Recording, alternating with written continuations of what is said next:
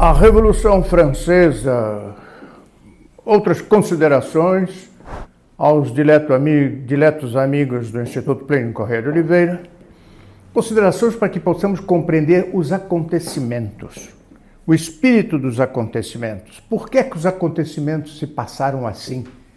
Por que tanto crime, tanta destruição e tanto sangue? Nós vimos a preparação da Revolução Francesa já há algum tempo, a filosofia das luzes, a filosofia comportamental, eu diria, dada por Fénelon, que influenciou muito o rei, influenciou muito todos os franceses, com a doutrina de que era preciso não reagir, porque o homem é profundamente bom.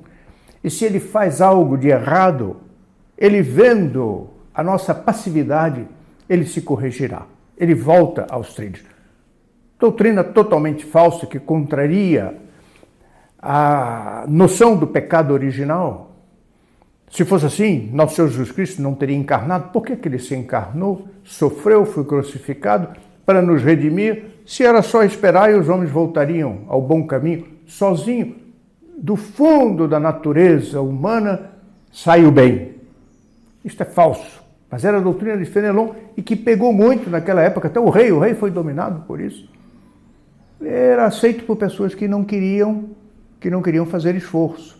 Junto com a doutrina de Fénelon, tinha o quietismo. Basta ficar quieto, não mexer. As coisas virão novamente sobre o curso normal e o melhor possível. Essa era a doutrina da Revolução Francesa. Mas os autores mais profundos, como Hippolyte Taine,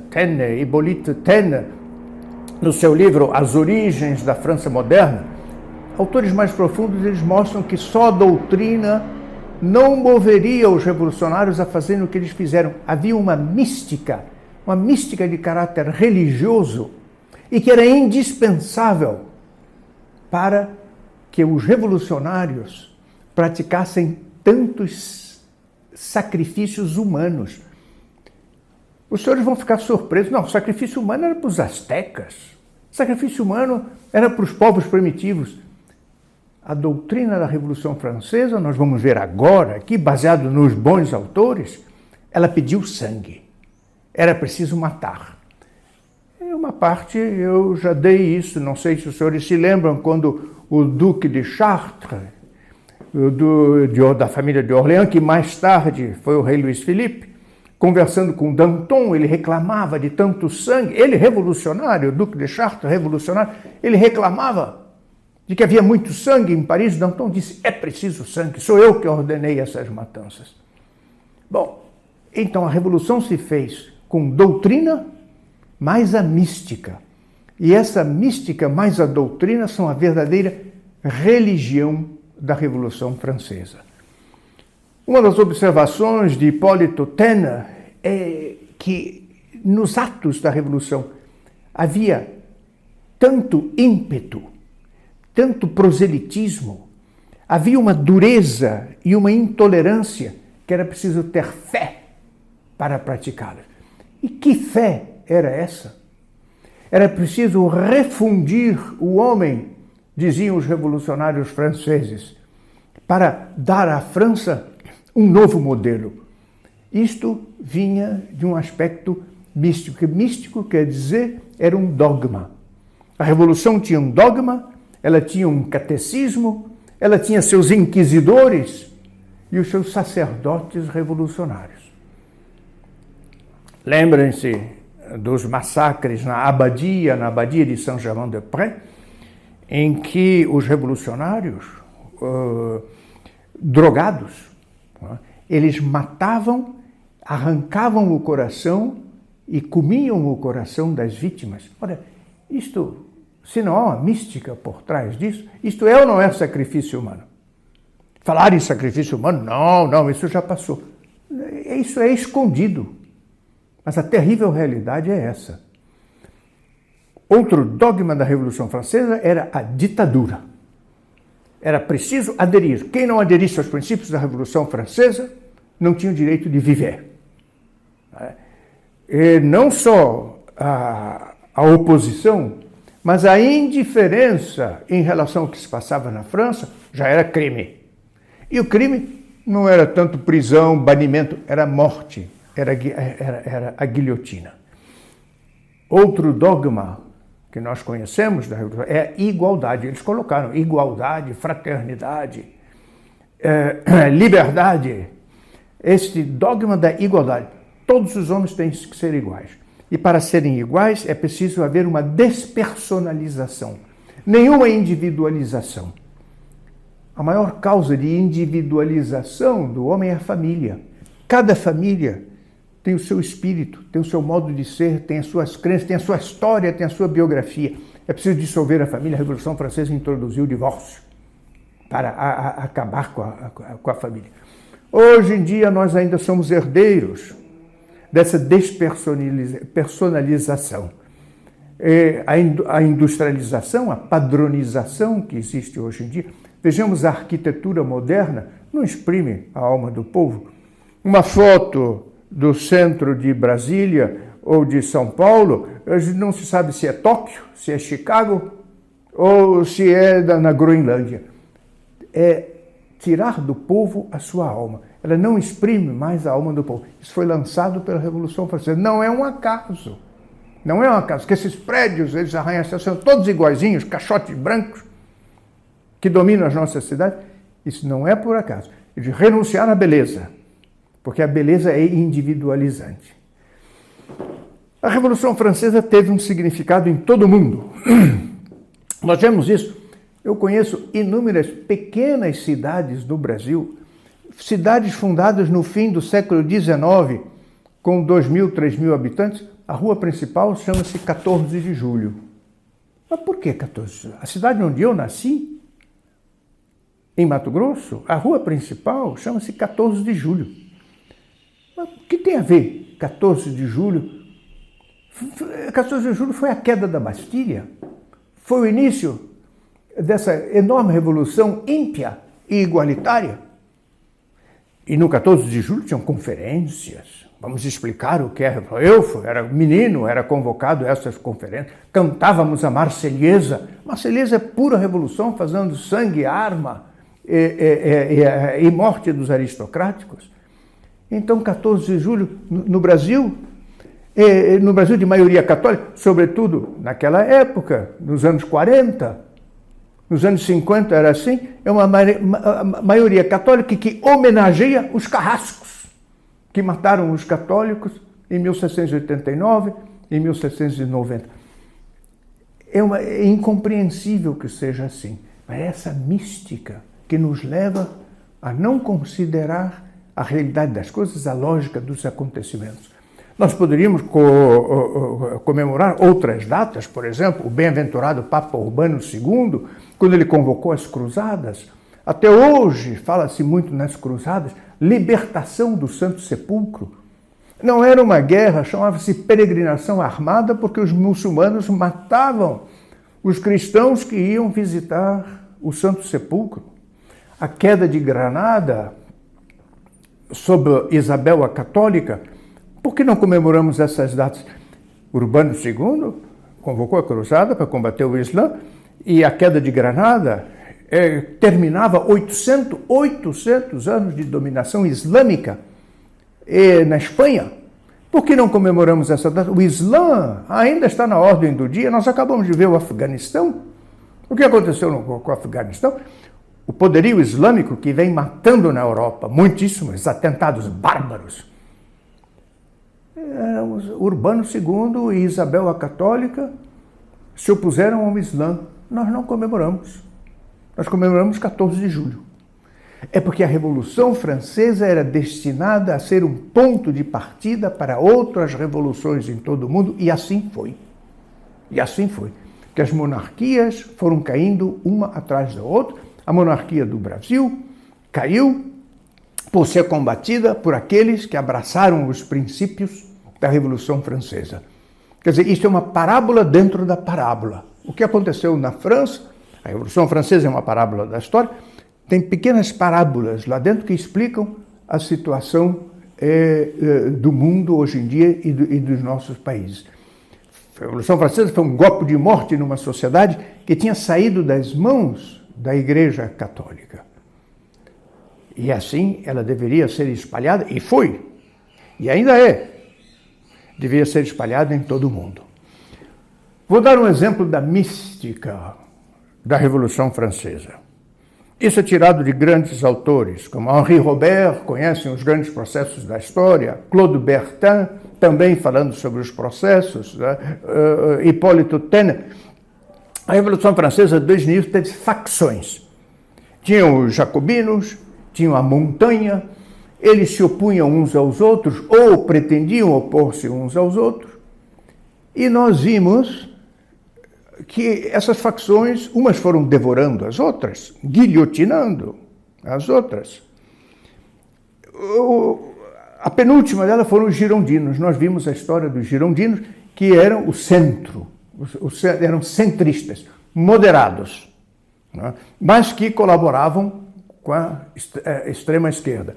A última, Madame Roland, que era a última representante dos girondinos, ela foi guilhotinada. E o marido dela se matou, né? E assim, o grande inimigo dos girondinos, que era Marat, que era um jornalista incendiário, pura revolução, ele era puro ódio. Ele escrevia um jornal, o Amigo do Povo, que continuamente pregava a morte dos sacerdotes e dos nobres, mas indiscriminadamente. Bom, Marat, num dos seus artigos, ele escreve: para garantir a tranquilidade do povo, mais 270 mil cabeças devem rolar. E nós comeremos os corações ainda palpitantes dos opressores. Quem eram os opressores? O clero e a nobreza. Luís XVI, um opressor, pobre rei, que fez tudo o que a Revolução quis. Ele era chamado de tirano e de opressor. Então, 270 mil cabeças para ele. Não havia um simulacro de julgamento, e muitas vezes não tinha julgamento nenhum. Marat, com Robespierre e Danton, ele encarnava verdadeiramente a Revolução Francesa, cujo lema, entre eles, não é o lema liberdade, fraternidade e igualdade, mas entre eles, na convenção, aqueles que governavam a França, o lema era sangue, sangue, sempre sangue. Era preciso matar, eles precisavam de vítimas. Marat, jornalista, ele era coberto de umas feridas, umas pústulas, mal cheirosas. E ele tinha que tomar banhos. Ele vivia numa banheira com enxofre para aliviar as dores e tentar cicatrizar aquelas feridas horrorosas, o mau odor que exalava de Marat. E ele estava num desses banhos dele, ele punha na banheira, uma banheira ordinária, que existe de madeira daquele tempo, ele punha uma tábua onde ele escrevia os artigos incendiários dele. E ele estava num desses banhos, era julho de 1793, quando ele é assassinado, ele é morto por uma mulher, Carlota Corday.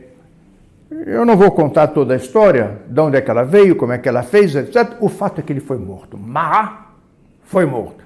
Ele que, junto com Robespierre e Danton, representava nos símbolos da Revolução Francesa, estava morto, com uma facada no peito e no coração. Charlotte Corday, a Carlota Corday, foi presa, etc. Não vamos ver isso agora. Em Paris, em toda a França, um abalo. Pretendiam fúria. Ninguém tinha fúria. Quem é que dava importância uns aos outros se a vida humana não valia coisa alguma? A França era governada pela Convenção. O rei já estava morto, decapitado. E essa convenção, ela se reunia num grande convento dos Cordeliers, que eram os franciscanos. Lindo convento, com grandes salas, todo ele de pedra. A convenção pediu permissão para pôr no alto da sala, onde eles se reuniam, o coração de Marat. Foi tirado o coração de Marat. E quiseram embalsamar o corpo, para deixar o corpo embalsamado, como que não corrupto, para ser venerado pela população. Ora, Marat, que já era meio putrefato, em vida, com aquelas feridas, A decomposição foi rapidíssima. Mau cheiro. Não conseguiram embalsamar. A decomposição era muito rápida do corpo de Marat.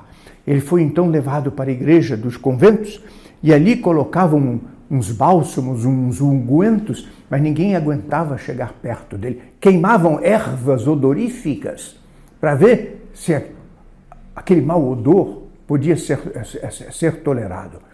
O povo ia, passava, fingia uma reverência e saía. Ele foi levado para uma capela lateral da igreja, a belíssima igreja dos Cordeliers, e lá ele foi posto nessa capela, à espera que fosse construído um altar, onde o corpo de Marat seria posto. Ao lado do seu corpo, que as pessoas observavam, foi posta uma banheira de pórfiro. Pórfiro é uma pedra muito bonita, de cor bordeaux, fingindo ser a banheira na qual ele foi morto. Não era nada. Essa banheira veio do Louvre, do Palácio do Louvre, ali perto. Ao lado da banheira, uma pilha de livros, pretendendo ser os livros escritos por Marat. Coisa nenhuma, eram livros tirados da biblioteca dos Cordeliers. E ali estava. O povo sabia que tudo isso era encenação, mas eles tinham que concordar. E passavam e desfilavam, como que honrando Marat. Bem, uma vez que ele não podia ser embalsamado, decidiram fazer uma grande procissão através de Paris, levando o corpo dele numa carreta puxada por 12 homens. Os cavalos eram indignos de puxar a carreta do grande Marat, e durante essa procissão, de 5 em 5 minutos, troavam os canhões, numa homenagem séria a este guerreiro da Revolução, João Paulo Marat. Bem, durante a procissão, eles como que rezavam. Era um slogan que dizia o seguinte: ó coração de Jesus, ó coração de Marat. Se Jesus foi profeta, Marat é Deus. E o povo respondia: Marat é Deus, Marat é Deus. Voltando no fim da procissão, ele foi enterrado no pátio desse grande convento, um belíssimo pátio que tinha, sob pedras, que eles juntaram mármore, e puseram uma placa: aqui estão os preciosos restos de um Deus, Marat.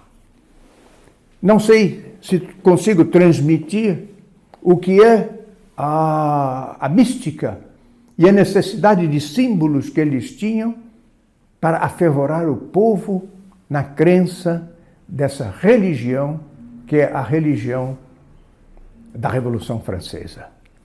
Marat foi uma figura assombrosa, uma emanação secreta de grutas obscuras, de onde saem essas figuras fantasmagóricas nas épocas das grandes revoluções.